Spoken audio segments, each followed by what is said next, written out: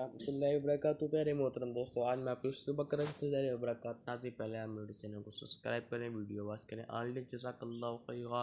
جس میں کی صورت پڑھی جائے جمیل الدین سعید الدین نے حضرت مغیرہ سے روایت کی جو صورت وقت برائے سورۃ البقرہ کی 10 آیتیں پڑھے گا، قرآن شریف نہ بھولے گا. وہ آیتیں یہ ہیں: 4 آیت اول کے اور آیت سورۃ الکرسی کے، اور 2 اس کے بعد کے 2 اور 3 آیت آخری صورت کی.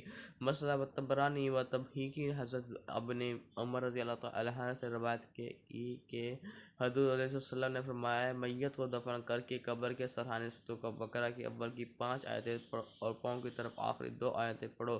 ناظرین، اس کے بے شمار برکت و فضائل ہے. ناظرین، آپ میرے یوٹیوب چینل کو سبسکرائب کریں، ویڈیو واچ کریں.